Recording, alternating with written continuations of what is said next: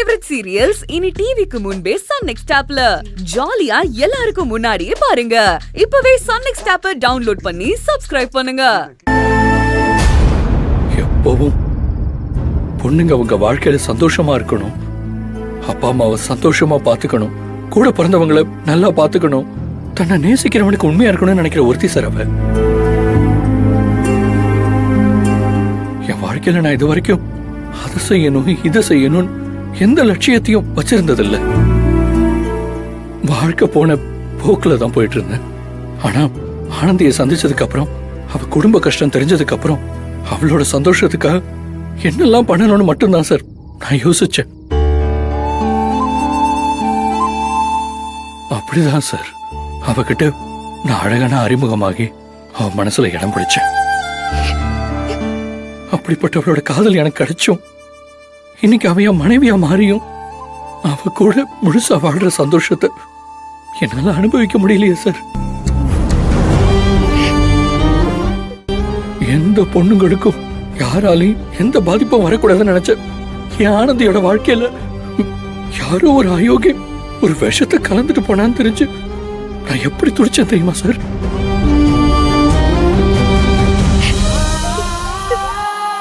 அது எல்லாத்தையும் தாண்டி தன்னை விரும்பின ஒருத்தனோட வாழ்க்கை நல்லா இருக்கணுங்கிறதுக்காக என் வாழ்க்கையை விட்டு ஒதுங்கணும்னு அவன் நினைச்சா பாருங்க, அந்த நிமிஷமே என் வாழ்க்கையே இருண்டு போன மாதிரி ஆயிடுச்சு சார்.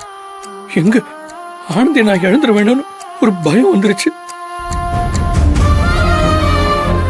எவ்வளவோ முயற்சி பண்ண, யாரோ பேசினாங்க, ஆனா ஆனந்தி அசரவே இல்லை சார். ஆனா ஆனந்தி வயிற்றுல வளர்ற குழந்தைக்கு நான் தான் காரணம்னு நீங்க நம்பின ஒரே காரணத்துக்காக நீங்க ஆனந்திய எனக்கு கல்யாணம் பண்ணி வச்சீங்க.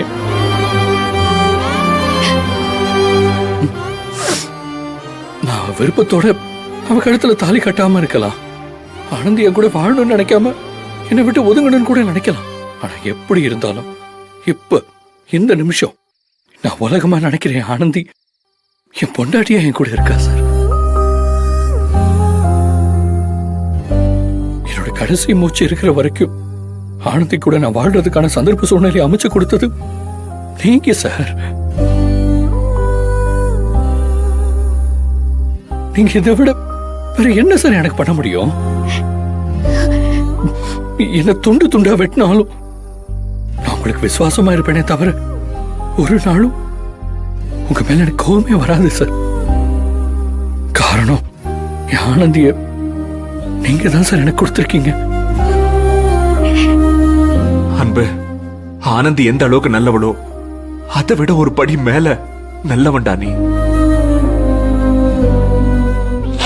இப்ப சொல்ற, ஆனந்தி மாதிரி ஒரு பொண்ணுக்கு உன்ன மாதிரி ஒருத்தன் தான் கரெக்ட்.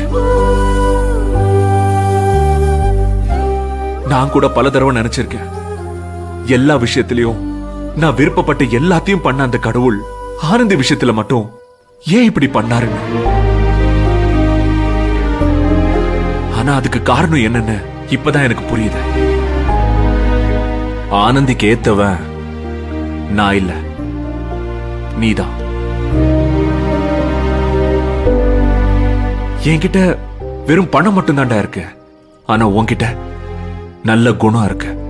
உன்ன மாதிரி ஒருத்தன் கூட ஆனந்தி வாழணும் தான் அந்த கடவுள் உங்க ரெண்டு பேரையும் சேர்த்து வச்சிருக்கா. உன் அளவுக்கெல்லாம் எனக்கு சகிப்புத்தன்மை இல்ல அன்பு. என் மனசுல இருந்த ஆறாத ரணத்துக்கெல்லாம் ஏதோ ஒரு மூலையில இப்ப நீ பேசின வார்த்தை சின்னதா ஒரு மருந்தா மாறி இருக்கலாம். ஆனா உள்ளுக்குள்ள இன்னும் அந்த வலியும் வேதனையும் அப்படியே தான் இருக்கு. ஆனந்தியோட நிலைமைக்கு காரணம் யாருன்னு கண்டுபிடிக்கிற வரைக்கும் அந்த வலியும் வேதனையும் என்னை விட்டு போகாது.